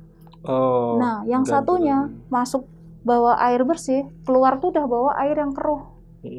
Nah si Sasa ini bawa bunga kan, bunganya masih seger, dibawa masuk, keluar tuh bawa yang udah layu-layu tuh bang. Karena penasaran kan, yang tadinya aku duduk, aku berdiri tuh bang di depan pintu, tapi agak di samping kan, kalau ke tengah kan nanti takut mereka kan keluar masuk kan. Aku berdiri bang, kan kelihatan kan karena pintunya kan segini. Pas ngeliat itu bener bang, di dalam ada kayak sajen, jadi kayak ada patung, kayak patung dewa lah gitu. Terus di depan patung tuh ada ngegantung lonceng, terus di bawahnya tuh dupa, bunga, air. Jadi mereka tuh keluar masuk bang, begitu bunga nih ditaruh, itu mereka baru keluar, bunga tuh udah layu. Air juga gitu bang, baru ditaruh udah keruh, nggak ada selesainya bang. Tuh maksudnya apa kayak gini dulu. Sedangkan si cewek 2 itu juga gitu bang, jadi sosoknya itu beda bang. Waktu aku lihat di room, kalau di room itu kan dia kaku nih bang, pucet, terus tatapannya tuh kayak orang tajam gitu matanya, cuman dia diem. Kalau di sini bang, dia ramah kayak orang hidup biasa, cantik, cuman senyum, cuman senyum dikit gitu. Ya aku walaupun mereka senyum kan nggak takut gitu bang, karena wujud mereka kan nggak kayak yang di room itu, kayak manusia biasa lah. Cuman aku sadar kalau aku tuh kayak udah di dimensi lain gitu loh. Nah pas aku lagi ngeliat gitu, si Sasa ini tiba-tiba ngelepas baju bang, yang baju tadi dipakein dilepas sama dia, dipaksa lepas kan. Terus si Sasa tuh bilang gini, penjaga datang gitu. Apa? Penjaganya datang, intinya tuh gitu. Nggak tahu lah penjaga siapa. Penjaga datang sambil ngelepas bajuku. Nah begitu bajuku udah lepas, aku didorong bang, dipaksa keluar Dari situ dimasukin ke tempat yang aku muncul tadi, ke tempat gelap tadi tuh loh, didorong ke situ Bang sama si Sasa. Kebangun dong dari tidur. Pas bangun tuh kayak lemes, keringat dingin, kayak orang habis lari maraton gitu Bang, ngos-ngosan gitu kan. Kok ada si cewek dua itu, aku mikir. Kok ada cewek dua itu? Kamu ngapain di situ dong? Kamu ngapain? Aku mau ke arah situ, mau mikir ke situ nggak berani Bang. Tahu kan yang aku maksud, mau berpikir ke arah situ? Paham. Aku nggak berani. Ini enggak. Tapi aku di situ seolah-olah tuh si Sasa tuh mau nunjukin ini loh. Aku tuh nggak bisa datang tuh karena ini. Iya, paham. Selama berbulan-bulan aku tuh ini. Maafin aku gitu. Aku jadi enggak Bang, kenapa waktu itu dia terakhir pulang dari Jawa itu kan terakhir kali Bang dia ke Jawa. Aku baru enggak kalau dia tuh maafin aku yang nggak bisa nepatin janji tuh. Kan aku pengen sahabatan sama dia tuh sampai nenek-nenek. Ternyata itu yang dia maksud. Dia nggak bisa nepatin janji yang akan sahabatan sampai tua. Iya. Mungkin firasat dia memang sudah nggak beres nih dirinya ya. Dan ya bakal tahulah akhirnya gimana. Makanya menyampaikan pesan kayak gitu. Iya. Tapi sampai sekarang tuh aku masih nggak berani mikir ke situ. Nggak mungkin kamu di sana, nggak mungkin. Tapi kok ada si sosok itu dua cewek itu. Iya, paham sih. Ini kalau saya berpendapat boleh kan ya? Kalau aku berpendapat boleh. Ini kayak takutnya adalah dua sosok cewek itu dan juga Sasa ya menjadi budak di sana karena menjadi tumbal gitu ya. Tapi semoga itu nggak bener ya, maksudnya semoga memang sudah takdirnya aja dan Sasa sudah tenang di alamnya, diterima di sisi Tuhan. Amin. Sebagai info aja guys, karena ini besok ya Kak ya, mau ke makam Sasa ya. Udah ke yang keberapa nih Kak? Ke makam Sasa berarti kalau besok memang jadi. Belum pernah sih. Oh belum pernah ya? Karena belum kesampaian berarti. Kan itu dikabarinnya kan 2 hari setelah meninggal. Jadi waktu aku nelpon adiknya tuh bilang gini, nggak perlu datang ke sini Kak, si Kak Sasa udah dimakamin kok. Sekarang tuh dia butuhnya doa katanya, doain aja gitu. Jadi aku nggak datang Bang. Terus waktu itu kan aku 2019 kan juga nikah kan. Jadi kayak aku doain dari jauh karena ya udah gitu, aku butuhnya doa kan kalau misalnya itu aku doain dari jauh. Aku mau berpikiran ke situ, aku enggak, aku masih kebayang-bayang dua cewek ini Bang, soalnya mau aku pungkirin ada nih cewek, tapi kalau pokoknya aku doain terus dia. Tapi info karyawan yang di sana yang pernah meninggal itu berapa kali Kak Ana dengar? Kan di sana tuh gini Bang, kalau waktu buat ngobrol gitu kayak nggak ada sih, hampir nggak ada. Jadi kayak ngobrolnya cuma sebentar-sebentar, kalau sekilas cuma dulu ada ladies ini yang meninggal, terus ada tamu juga yang meninggal gitu. Tamu juga ada? Ada. Tamu kenapa ini? Nggak tahu ya katanya, tapi ada juga yang meninggal di room. Oh, tamu ya? Iya, ada tamu. Kelamaan kali nyanyinya. Kelamaan nyanyi. Aduh, habis sedih jadi ketawa, tapi nggak apa-apa. Ini kan buat ngehibur Kana juga. Kak, paling lama tamu berapa jam tuh nyanyi tuh? Iya, 3-4 jam. Enggak, paling lama. Tadi paling ada lama. Katanya ada hampir 5 jam tuh tadi. Iya, ada. 5 jam. Iya, paling lama. Kalau malam tuh lama-lama, Bang. Berapa? Tapi kalau siang tuh cuma 4 jam lah, 3 jam. Kalau malam tuh dari pertama dia datang sampai subuh. Sampai subuh? Iya. Pertama datang jam berapa tuh? Ya jam 9. Sampai subuh. Sampai jam 4. Nyanyi terus. Sampai gempar tuh. Sampai ada setan pun nggak digubris. Iya, itu loh ya. Iya. Itu ada kan karyawan sana tuh, yang dia tuh bagian bersih-bersih tuh, saking dia muaknya nih. Jadi kalau bersih-bersih tuh kan kalau sebelum kalau siang tuh kan dibersihin dulu bang sebelum dibuat kerja tuh. Padahal itu siang bang, dia lagi ngepel dari room ke room tuh dipanggil namanya.